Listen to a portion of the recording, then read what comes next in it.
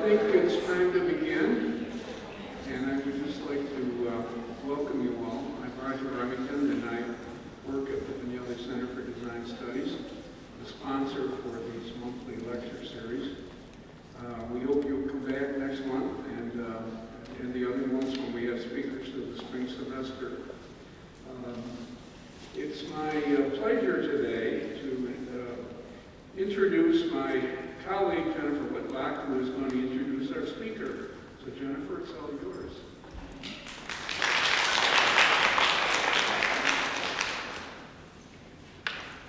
Hello. It's not very often there's an archivist at the mic, so I'm the archivist at the Pavilion Center for Design Studies. I'm very excited to introduce our guest speaker, Alexandra Lange. She has a long, beautiful bio about all her accomplishments, and I could read that to you, but I'll just take a gander at some of the many publications she's worked for. She's written several books, and this is her current one, but I'll let her introduce that to you and talk to you about that.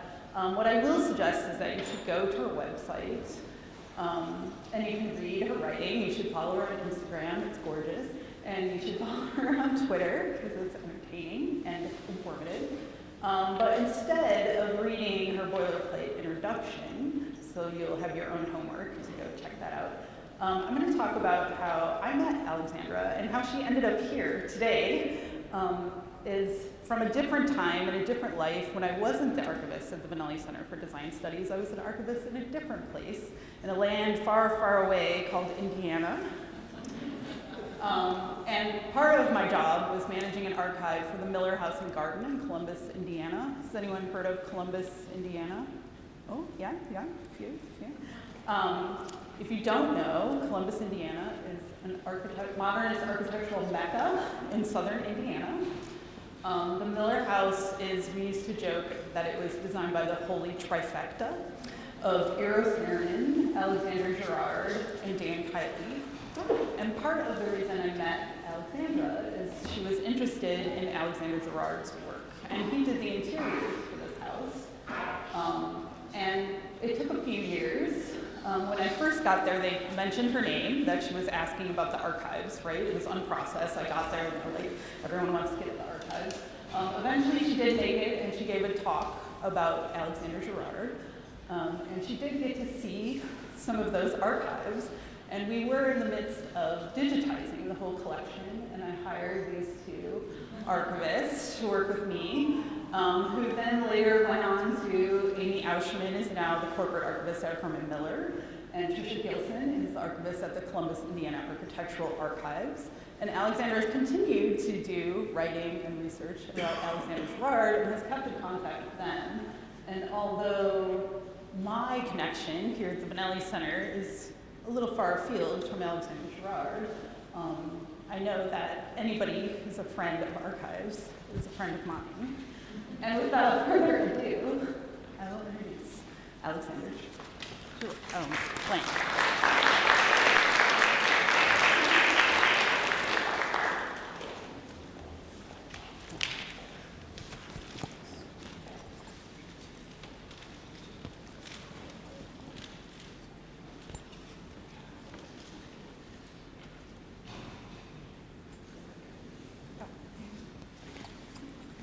Just 1 second.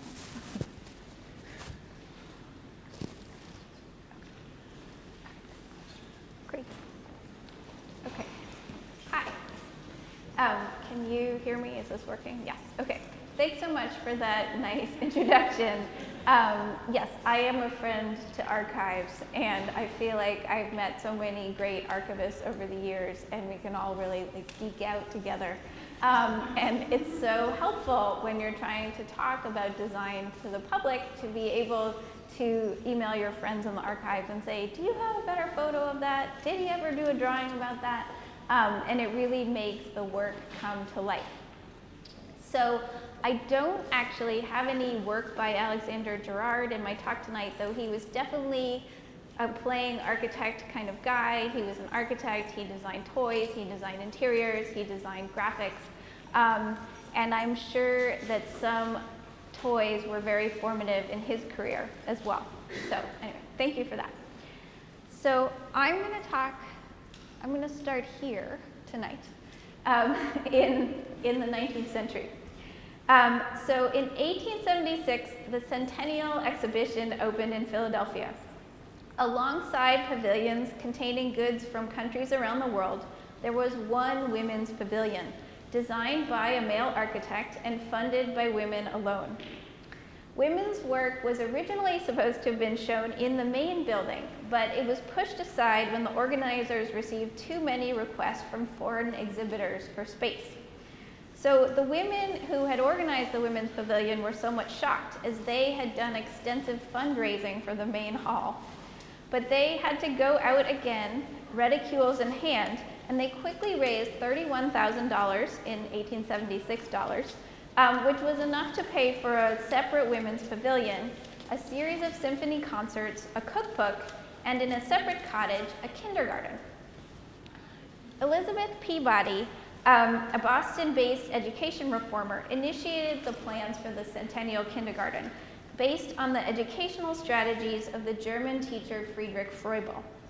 Peabody had already convinced the manufacturer Milton Bradley, who you probably know as a board game manufacturer, to produce the materials for the Froebel Kindergarten, and had written an English language guide to his educational system. The kindergarten was to be, quote, a commonwealth or republic of children, she wrote, contrasted in every particular with the old-fashioned school, which is an absolute monarchy.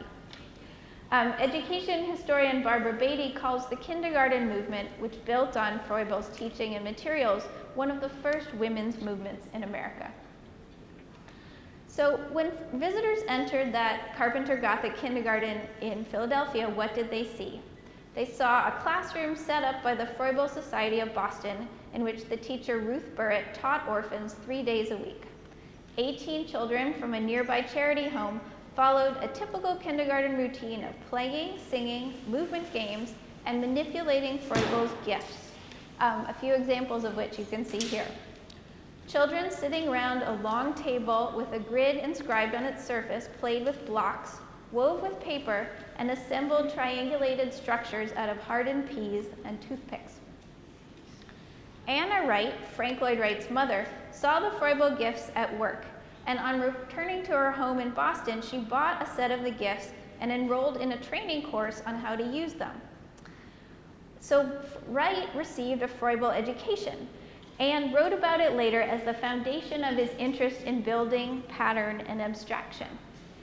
This is what Wright wrote about his kindergarten education. Taken east at the age of 3 to my father's pastorate near Boston, for several years I sat at the little kindergarten tabletop ruled by lines about 4 inches apart each way, making 4-inch squares. Among other things, I played upon these unit lines with the square, the cube, the circle, the sphere, and the triangle, the tetrahedron or tripod. These were smooth maple wood blocks. Scarlet cardboard triangles, 2 inches on the short side and 1 side white, were smooth triangular sections with which to come by pattern design by my own imagination. Eventually, I was to construct designs in other mediums, but the smooth cardboard triangles and maple wood blocks were most important. All are in my fingers to this day. So playing with cardboard blocks, colored triangles, and wooden blocks was not merely child's play. At least in Wright's memory, it provided the foundation for his education as an architect, and wasn't dissimilar to the Vorkurs taught at Germany's Bauhaus school, which emphasized pattern, shape, and color in the first years of the design course. And you can see those simple shapes in the work of someone like Louis Sullivan, who became Wright's mentor. Wright wrote, I wanted to go work for the great moderns, Adler and Sullivan, and finally I went, warned by the prophecy and equipped, in fact armed, with the Froebel kindergarten education I received as a child from my mother. Early training which happened to be perfectly suited to the T-square and triangle technique, now to become a characteristic natural to the machine age. So when Frank Lloyd Wright told that story about his architectural innovations starting with wooden blocks, people bought blocks to turn their kids into Frank Lloyd Wright. In the remainder of this lecture, I'm going to highlight another number of other designs created by architects that were intended to get kids playing architect from day one. A modern education, from the Froebel kindergartens on, put architecture in the hands of babies. So, in researching my new book, The Design of Childhood, I started with a set of questions. Who designed those blocks? Who put them in Wright's hands? And who designed the next blocks and the classroom in which they were used and the playground beyond?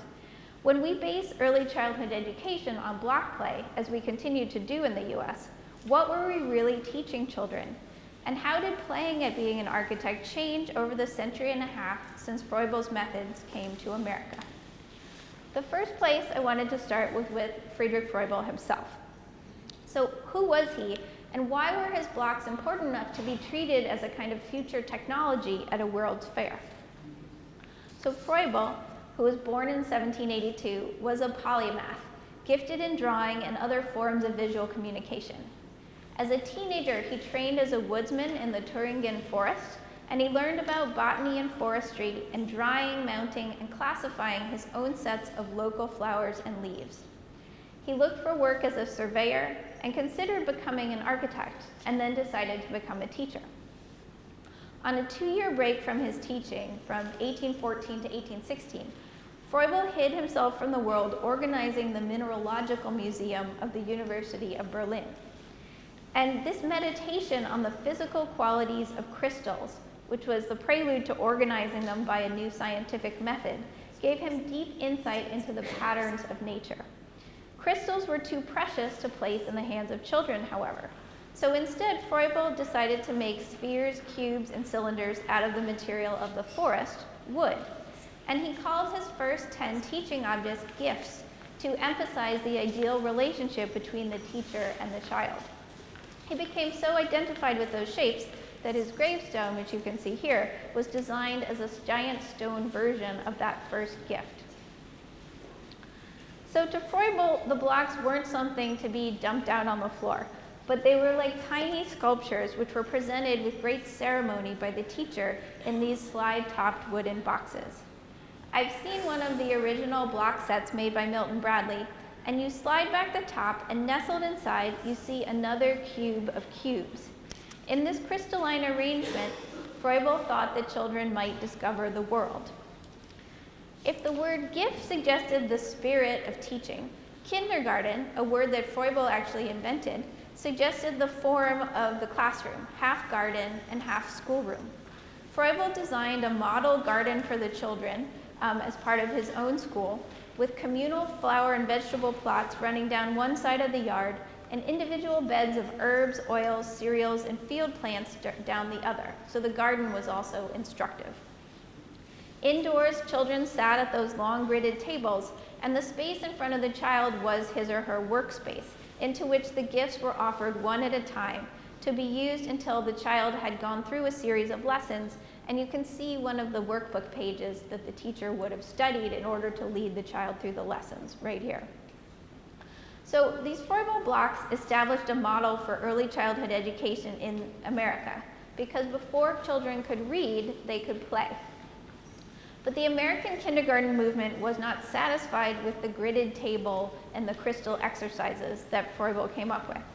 The women who learned Froebel's method, and more importantly, learned from the children that they were teaching, began to devise new ways of turning children's tabletop explorations into lessons.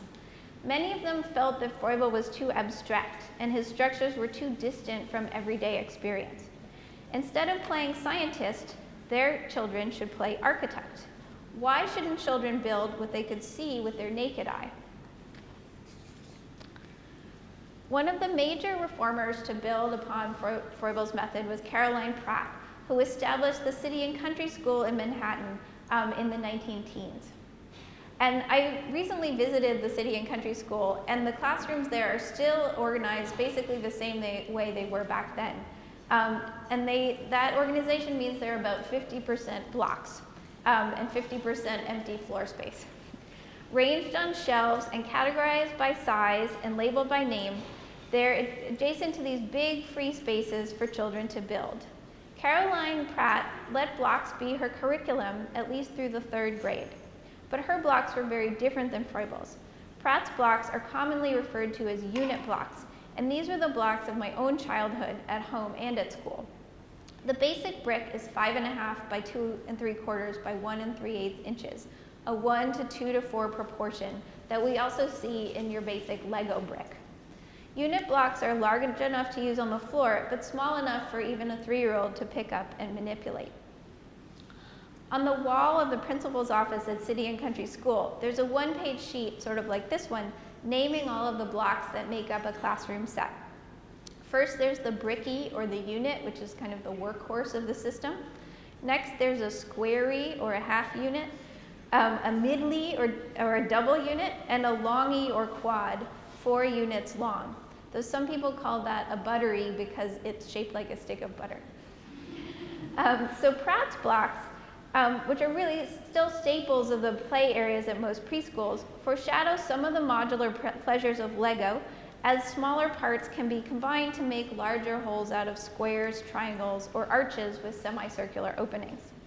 The blocks with the 1 by 2 proportion, that brick, always seem to go the most quickly, forcing children to assemble more idiosyncratic pieces, like the squares or the right triangles, back into that satisfying brick shape, teaching these basic principles of geometry.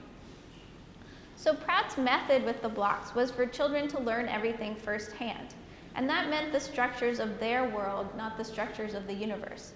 She took her charges out to visit the longshoremen on the dock, to visit the firemen down the street, to visit stores in their neighborhoods.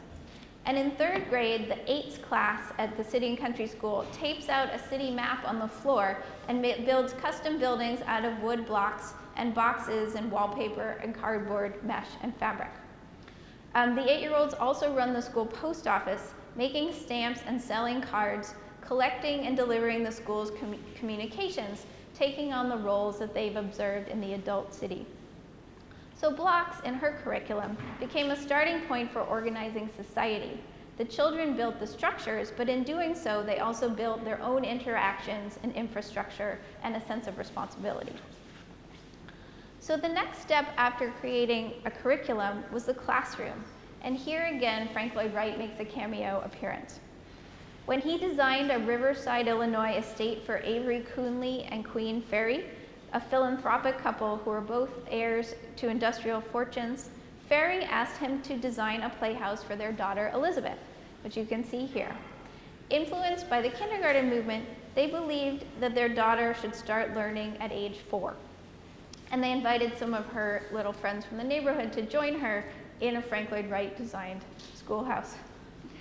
So the Avery Coonley Playhouse, built in 1912, a block away from their main residence, is primarily known today for its fanciful art glass windows, a pattern based on balloons, confetti, and American flags, but which can also be seen as a manipulation of the same circles and squares in primary colors that the children inside would be learning with their Froebel blocks.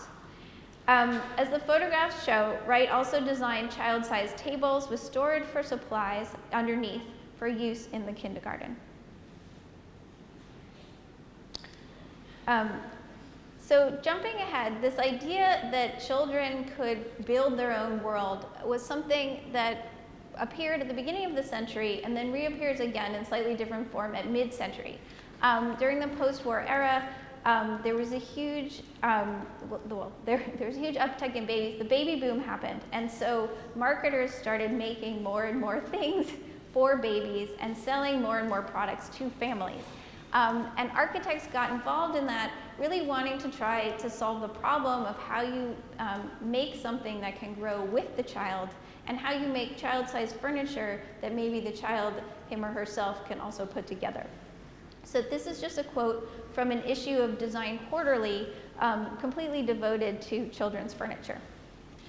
Furniture for the young child can offer more than a place to sit, eat, or play. In the hands of a creative designer, it will open up new avenues for his imagination. A table may be a chair or a hiding place, a tunnel or a house. With a few simple components, the child has the beginning of a train, a boat, or a slide. Well-made boxes help him in learning to keep his possessions in order. All of these things always call all the children he. They may also serve as building blocks, tables, benches, or props for creative activities. And a number of the designs shown in this issue can be assembled or dismantled by the child at an early age, helping him to develop coordination and an understanding of how things are built. So that's Anna Campbell Bliss in this edition of Design Quarterly. And as design historian Amy Ogata has described in her book, Designing the Creative Child, post-war parents considered it their responsibility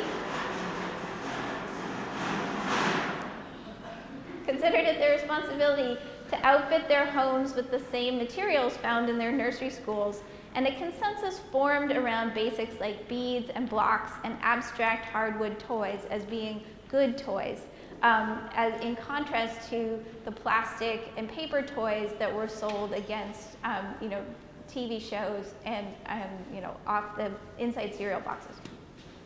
So if the initial idea of the nursery had been to give children freedom of movement by removing their toys from adult spaces, and to teach them to take care of their things by providing child-size open shelving, giving them the means to do so both simultaneously was too alluring a design problem to ignore. So architects made furniture that encouraged kids in turn to design their own rooms. And a great example of this is the Ting Toy.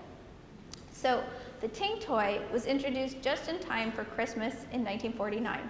It was a life-size construction toy sold in sets of 6, 11, or 21 flat pre-cut fur plywood pieces, which were shaped to serve as wheels, axles, and platforms.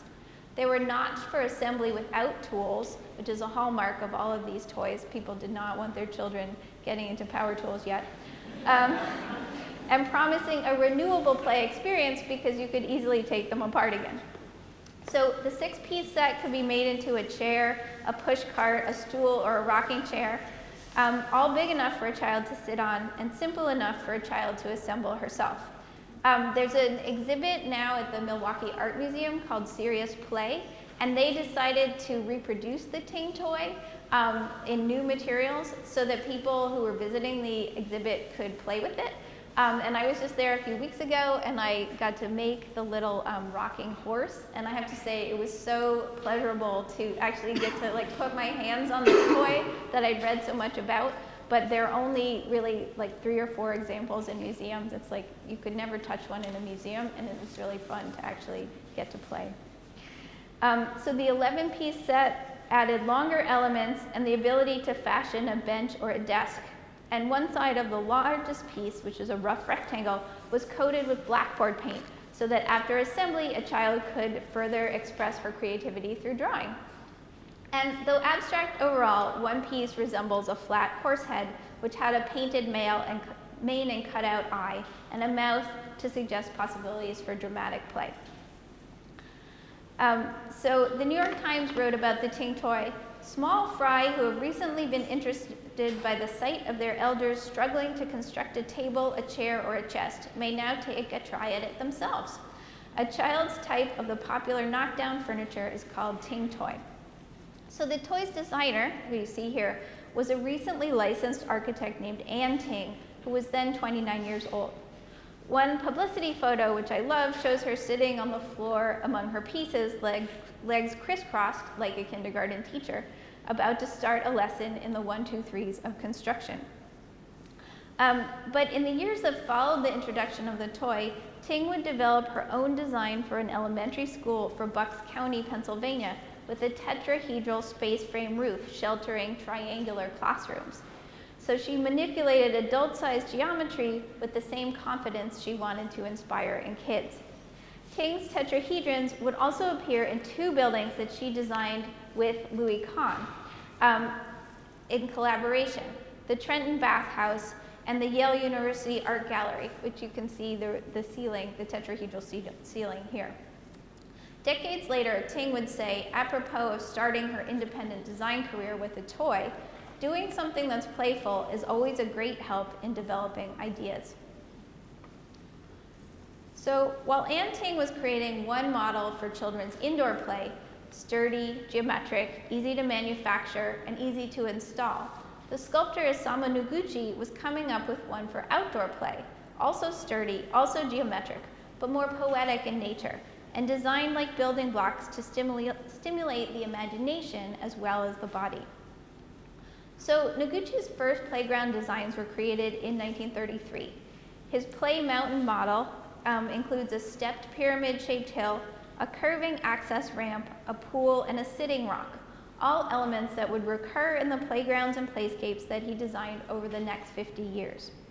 His design was intended to free children from the monotony of everyday play equipment like the jungle gym, which had become standard issue at most New York City playgrounds at the time. And he wanted instead to give them a landscape of the imagination. In the end, only one playground that would be realized at the full scale of his imagination in Sapporo, Japan. So Noguchi had no prior experience designing for children. His work at the time was actually primarily in portrait sculpture, and he had just begun to design stage sets and costumes for modern dance choreographers like Ruth Page and Martha Graham. The inspiration for his playgrounds may have come from those tense and lightweight sets. Martha Graham was developing a new vocabulary of movement at this time, and she needed complementary armatures. You can think of children's play as a kind of dance that they make up as they go along, aided by curbs to traverse and walls to climb. In 1950, Audrey Hess, the wife of the editor of Art News, asked Noguchi to design a playground for a site near the United Nations headquarters, which was then under construction. This would have been just north of the current UN building. So the UN had agreed to set aside a 1-acre plot of land as a way of giving back to the community, and Hess, whose philanthropic interests included art and children's causes, thought that Noguchi would be able to combine the two. So Noguchi prepared a plaster model with the architect Julian Whittlesley, which combined a contoured ground plane like you see at Play Mountain with his jewelry-like metal equipment. So the forms and the activities proposed by the forms suggest nature, but shrunken down and smoothed out so that they might fit into New York City. So through a social connection, Noguchi got a meeting with Robert Moses, who was then the city's parks commissioner, and he had a mandate to increase the number of playgrounds around the city. But Moses, who would go on to build 400 playgrounds using standardized equipment like swings, slides, seesaws, and sandboxes, was dismissive of the young sculptor, setting up a conflict between them that would last for several decades. Yet the effect of Noguchi's playground designs isn't unfamiliar if you've ever been to Heckscher Memorial Playground in Central Park or the ancient playground just north of the Met Museum. Because where Noguchi failed to convince the Parks Commissioner, Richard Datner and his contemporary, the landscape architect M. Paul Friedberg, would succeed. Their projects of the late 60s in New York are among those that Noguchi referred to when he wrote later that his ideas have already been exploited by others, so I must go on to fresher fields. So Richard Datner wrote, "The next best thing to a playground designed entirely by children is a playground designed by an adult, but incorporating the possibility for children to create their own places within it." He wrote this at the beginning of his own case history for the West 67th Street Adventure Playground, one of 5 he would eventually design in Central Park. So New York would not be without a park with slide mountains and underground tunnels and sand and water and ancient geometry. The Datner playgrounds also included toys, not unlike the Ting Toy, that let children play architect. So why did Datner and Friedberg succeed where Noguchi failed? Well, they were lucky enough to work with the Thomas Hoving, Parks Commissioner, and later the head of the Metropolitan Museum of Art. In 1965, John Lindsay became mayor, and he hired Hoving. Hoving was 34, he had a PhD in art history, and he saw parks as part of the city's cultural life, not just as recreation facilities. And he treated them as stages for public performances and happenings then au courant in the art world. The Estee and Joseph Lauder Foundation offered to support the construction of a new playground, and they asked Datner to design it because he had also designed a corporate building for them in Connecticut. In doing so, he relied both on his own sense of fun as an architect and on his wife's readings in child psychology. As Datner recalls it, the Lauders said to me, "You want to design a playground?" Which I knew nothing about, but my attitude ever since I opened my office was, anybody asks you anything, say yes. Luckily, his wife was a young graduate student in psychology at City College, and she steered him to books by Piaget and Bruno Bettelheim. So Datner created a scale model of his design out of sticks and clay. About 70 people from the neighborhood came to look at the model, and Datner also took it around to local classrooms and existing playgrounds for kid feedback. At the end of one meeting, the Lauders made a request. Would the community raise funds to pay for a play worker, since they were also paying for since the Lauder Foundation was paying for the architect and the cost of construction? And that act of fundraising for the play worker ended up being an important glue holding the community together during the process of design and construction. So the finished plan, which you can see, shows a series of linked play elements built of concrete and stacked cobblestones, most of them curved and arranged around a racetrack-shaped oval. Outside the elements is a paved path ringed with benches, which is intended to be the domain of the parents who didn't want to get sand in their shoes. Inside, the surface is all sand, split down the middle by a long sculptural water trough, which to me is reminiscent of some of the garden designs of the Italian architect Carlo Scarpa. And in that trough, kids could make mud pies and sand sculptures. So there's circular labyrinths and truncated cones, slide hills, and a fountain encircled by steps. A jungle gym made of logs and horizontal steel bars offered one high vantage point, and a tree house built around one of the existing trees offers another. But Datner also designed this building kit, the so-called play panels, which were made of half-inch plywood and came in 24 by 32 inch size and 12 by 32 inch size. And they could be notched together to create walls, houses, vehicles, and platforms, and were painted like Harlequin pieces. Short matching ladders could also be propped against the sides to access the roofs of structures that went above the children's heads. So the pieces in the play panel series were big enough to build forts and houses, but were still light enough for children to lift alone or with a friend. And the notches meant that no additional tools were necessary. At the end of the day, the play worker would gather and stack the pieces inside one of the storage pyramids, and the play worker also at different times could bring out papers and markers for art classes and occasionally strum a guitar for music in the park. Although the equipment of this playground was fixed, there were still plenty of opportunities for kids to get into the building game. The landscape architects Doug Bayless and his wife, artist and writer Maggie Bayless, are best known for inventing a new style of how-to garden writing that was published in magazines like Better Homes and Gardens and House Beautiful. But they also used their illustrations and technique to argue for the creation of this product, which they termed play projects in the early 1960s, which was also equipment built from flat geometric shapes of wood that would challenge children's balance, agility, and strength. Like Datner, they thought that outdoor equipment should be built by kids. So the Baylesses envisioned at least 5 different structures that consumers could build: the flying saucer, the tippy-totter, the freeway, the climbing tower, and the plyform. Although all were intended for use in both active and passive play, the most flexible was the plyform, 4 nested triangles, the largest 4 feet on one side, that can be climbed on, crawled through, and sat in, as a writer for the San Francisco Examiner wrote.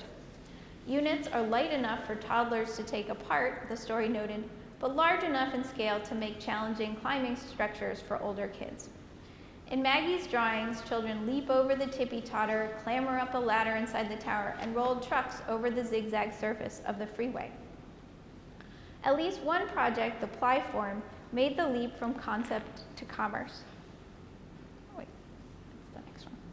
Specifications were distributed as plans, renamed the Tri-Tower by the Douglas Fir Plywood Association, a trade group that often showed modern architecture in its advertisements. During the same period, the Plywood Association also published booklets like this one with how-tos for vacation homes. But as you can see, the double-deck A-frame house shown in this publication is not that far in appearance from this play structure, which was their prototype for a wooden tent, which was open at both ends with a hatch cut into one of the sloping sides. So handy parents could provide their children with a miniature version of their own vacation home. And in either case, the construction, as well as the subsequent use, was seen as a wholesome leisure activity for the whole family. So all of the projects I've described so far have wood as their primary material. But I have to ask, especially as we think about materials differently in the 21st century, if wood is necessarily the best material for children's exploration of design. It's heavy, it's expensive, and it can't necessarily be recycled. So I would ask, have you thought about the cardboard box? The cardboard box was invented in the 1880s to hold crackers, and cardboard boxes slowly replaced wooden crates as the shipping method of choice. As household objects grew larger in the 1940s, the play potential of cardboard boxes increased. The purchase of a new washing machine was a cause for celebration in my neighborhood when I was a child, as it meant access to a new playhouse in somebody's yard. Dr. Benjamin Spock even praised the cardboard box as an inexpensive alternative to the ride-on car or a ready-made cottage. And in 1951, Charles and Ray Eames mocked up a version of their own packing boxes for Herman Miller with pre-printed lines for doors, windows, and awnings. When the adults bought a bookshelf, their kids would get a free toy. And I'm sure you may have noticed, if you're familiar with these things, how Datner's play panels resemble the Eames House of Cards. Well, their toy, called the toy, is what you get when you add cardboard. Cardboard was considered such a wonder material during this era that Manhattan's Museum of Contemporary Craft, which is now the Museum of Arts and Design, devoted a whole 1968 exhibition made with paper to the medium. So with funding from the Container Corporation of America, which makes cardboard boxes, the curator, Paul Smith, turned the museum galleries into a three-dimensional paper wonderland. And the CCA also funded a cardboard playground created by students at the Parsons School of Design, which you can see here. It was featured in Life magazine, and it included pleated trees, an enveloping sombrero, and a movable maze for children to explore. James Hennessy and Victor Papanek's Nomadic Furniture, which was published in 1973, was part of a renaissance in DIY instruction and one that emphasized cardboard's open source bona fides, just like the online instructions for making your own Google Cardboard headset did in 2014. The Nomadic authors demonstrated how to create an entire cardboard lifestyle, one that could be tailored to different sizes, ages, and abilities. Their basic table base, the simplest structure that can be made out of corrugated cardboard, works just like a child's building toy. Notch two rectangular pieces of cardboard together to form an X. Surround the X with a second rectangle scored to form 4 equal sides to create a box. And if you're clever, a slit and a tab hold the whole thing together with no glue required. At this time, they noted, there were no standard measurements available for children in terms of size, height, and reach, and so on, what are known as human factors charts, much less for women, adolescents, the elderly, obese people, the handicapped, returning veterans who have been disabled, pregnant women, or for that matter, the 80% of humanity living elsewhere than North America, Europe, Australia, and New Zealand. The result of this was that they, like so many other designers, used their own children as models. Their designs were attempts to create a universal from a particular case, and as they note, frequent revision was required. We may want to discuss their design for a children's car seat made out of cardboard, which you can see here in the Q&A. I honestly think that this would work, but yeah. The other thing they did is they scoffed at the idea that you would have to buy a toy made out of cardboard. There was a surge of pre-cut and pre-scored cardboard furniture in the mid-60s, often aimed at college students. and silkscreened with bright colors and graphics. We are not showing pretty pictures of cardboard chairs you can buy in this book, they wrote. That would be silly. Everywhere you look, there is free cardboard. So they're saying, don't wait for an invitation, don't spend a dime. The cardboard city can be your playground. So here's where I will wrap up with some more examples of Froebel exercises, because it feels as if we've come full circle back to Froebel, albeit in a slightly different part of the curriculum. So the common ground that I see between all of these projects, Froebel and Pratt and Ting, Noguchi and Datner and the Baylesses, and the radical nomads, is a respect for the child as a sensitive maker of space. With these toys as tools, or with these raw materials to manipulate, children can create their own worlds through building, through painting, and through their own imagination. This is an important lesson whether or not they grow up to be famous architects. Children deserve the best design that we can give them, even if it might be scary for a moment, letting them use a tool, or strained until you climb it, like those Noguchi mountains. Because there's no other way for them to understand risk and reward except by doing it themselves. In recent years, places like Datner's adventure playgrounds have been retrofitted for safety, and the play panels disappeared long ago, as did funding for the play worker. But that sanding down and rounding off, the demolition of the difficult, and the defunding of the complicated makes our children's worlds much more boring places. Places where all they can learn is the tasks that we imagine for them.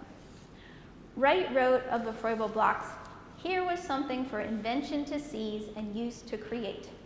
As parents and consumers and designers today, we need to remember that lesson. Children learn from their environment. The more creative we can make it, and the more creative we can make them, and the more independent they will be. Thank you.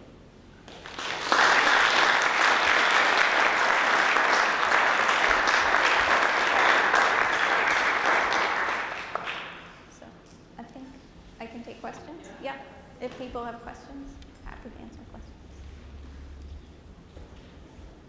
Yes. The senator did write about how the changing visions of children's architectural toys and playgrounds was mapping on or influenced to changing models of developmental psychology. Just how the idea of the child is changing post-school.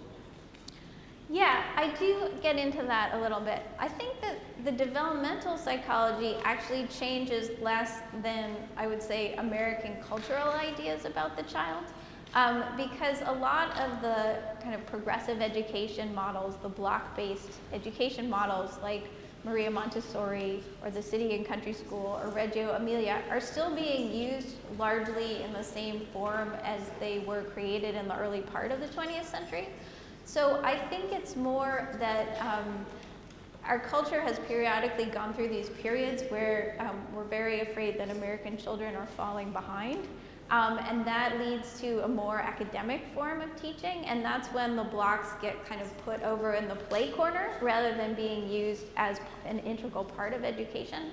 So, I mean, in kind of looking at the whole history of blocks and building toys, I felt like it was really that there was a cycle in kind of how mainstream these ideas were about blocks being central to educating children and kind of, firing their minds. And I feel like right now we're coming out of a period where there's been a really intense focus on standards, on worksheets and all of that. And I think there's starting to be a backlash, and I'm hoping that will lead to more emphasis on play again. Back there. With how much technology is implemented nowadays, even with like small children, do you think we would be able to get back to something like cardboard and wood that they would use, or do you think it would kind of be added in with the digital age? Yeah. Well, I looked a little bit at technology and specifically at kind of building games on the computer like Minecraft. And it was really fascinating to me because I felt like a lot of those games, you can't understand them unless you've played with physical blocks first. Even though, like there's sort of gravity in Minecraft, but it doesn't work quite like our gravity. So it's not to the same extent as it is with building blocks.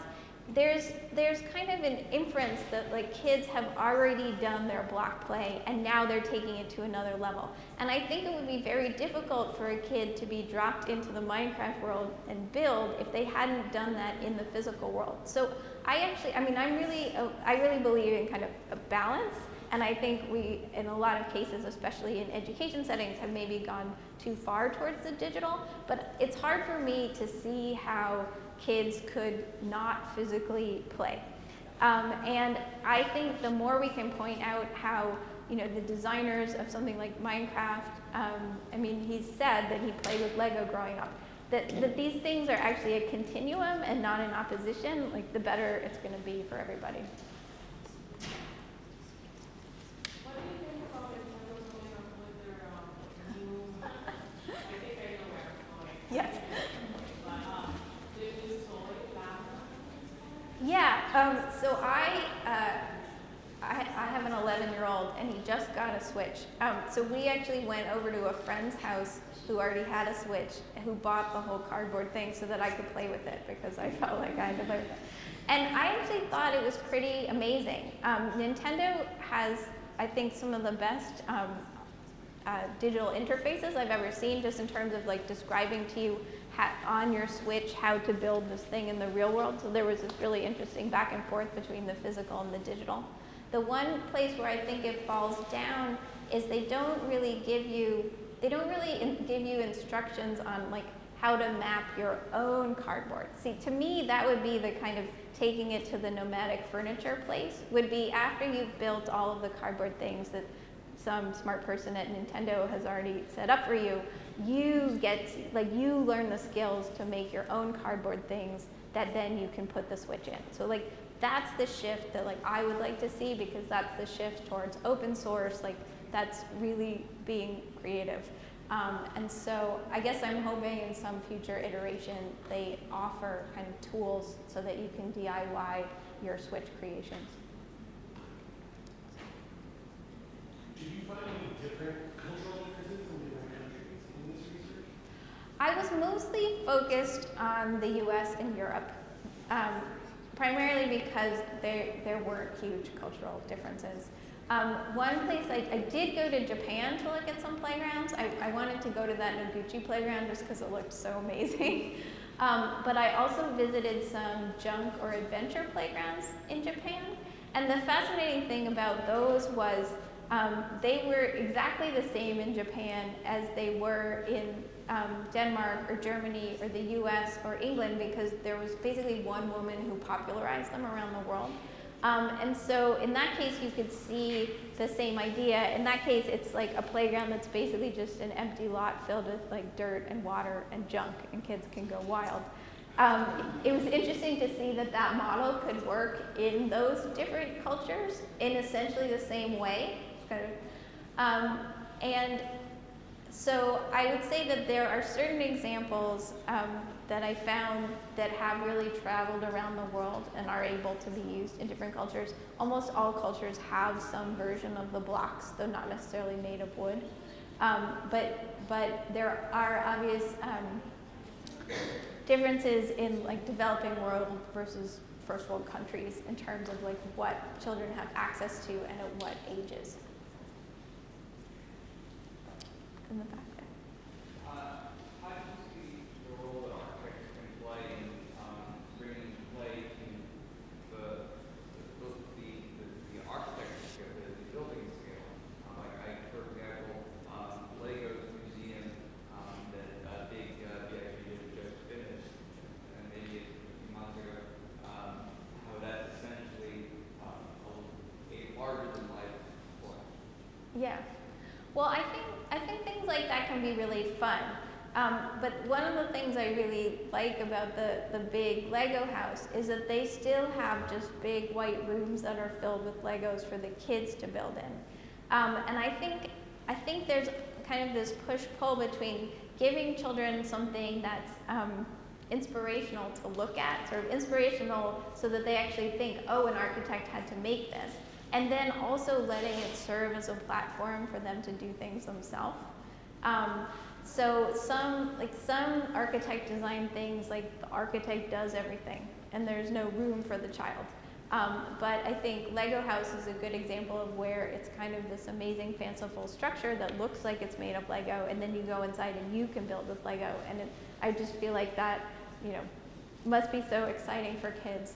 And I think, the best children's museums work like that too. Like they kind of set children up to get excited, but then like leave them alone in a room full of cardboard boxes so that they can do it themselves. Other questions? I thought I said. Oh, yeah. I kind of have an unrelated question. Okay. Is that okay?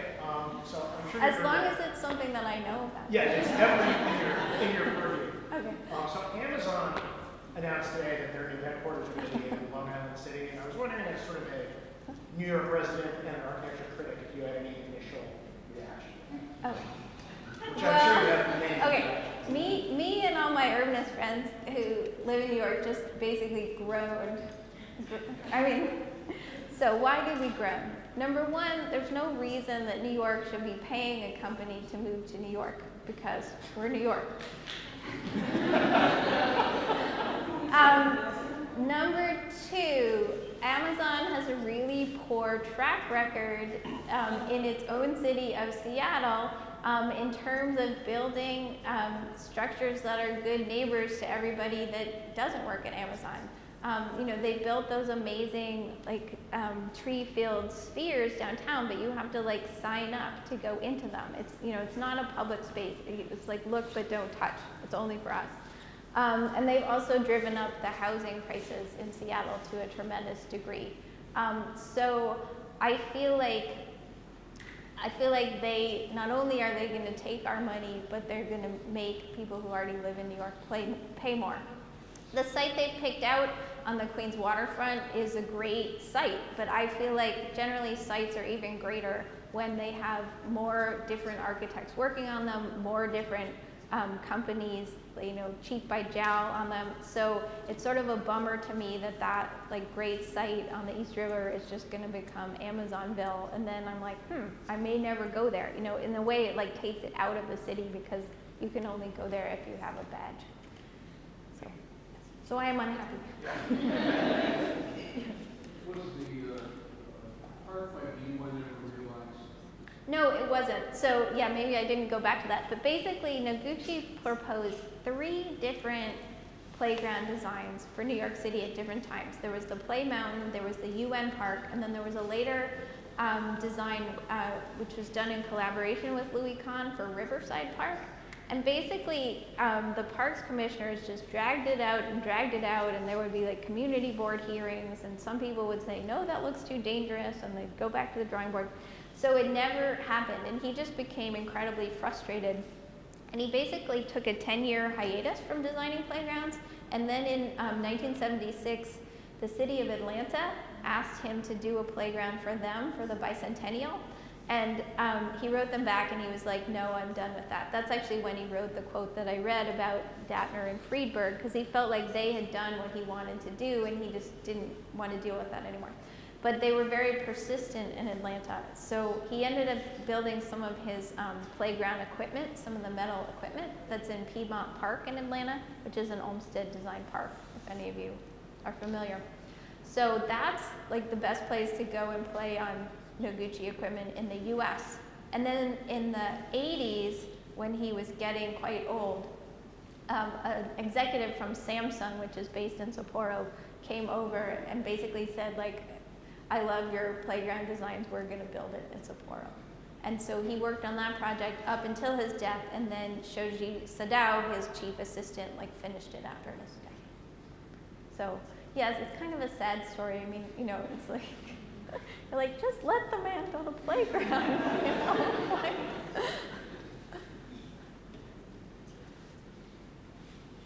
Yeah. Silly question about this, but Oh. okay, we've got the cutting papers. What's the column, right? Is that the ground? It's also the cutting papers, but it's plans. It's city plans, and it was also done by somebody who was being taught as a Froebel student as an exercise, a Froebel exercise. So like on the bottom, the yellow is a road and the red things are buildings. Yeah. And then I think the middle one is a park, and I'm not sure what the top one is, honestly. It's actually it's in the MoMA collection, but it's not labeled with great specificity. This is just, they did that big show a few years back called Century of the Child, and they collected a lot of vintage children's Froebel exercises to show what people did when you went to one of those kindergartens and beyond. So this was just one of those examples that I thought was pretty. Can you speak a little more about Froebel and Bauhaus? Sure. So Froebel only lived to about 1840. So he set up a school in Germany, and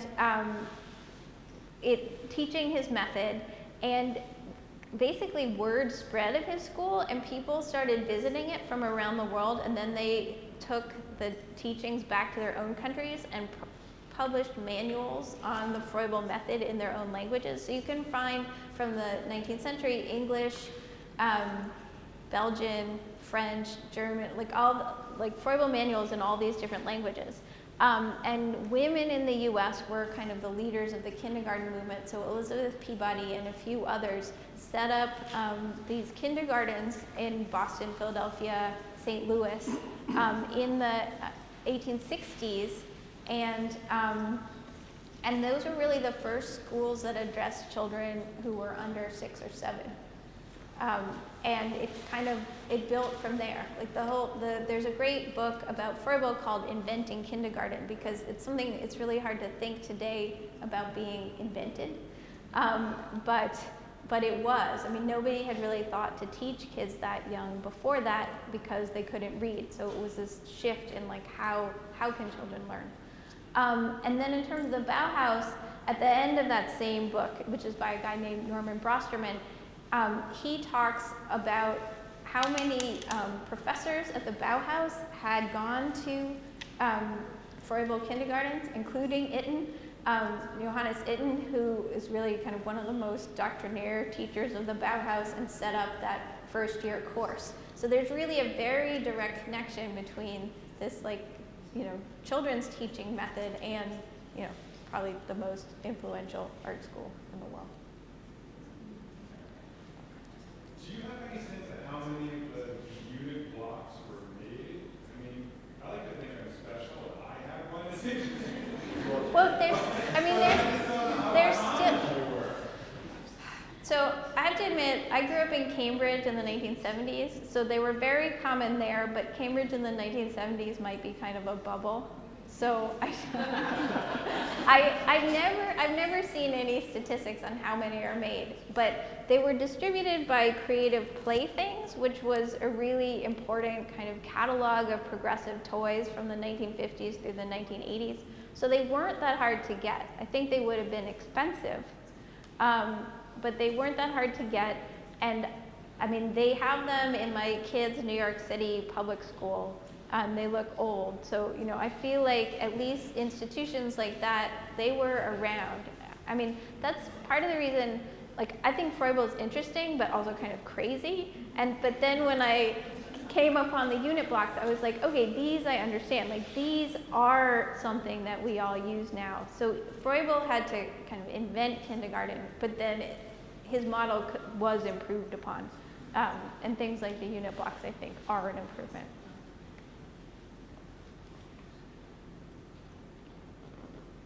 Anything else? Thank you all.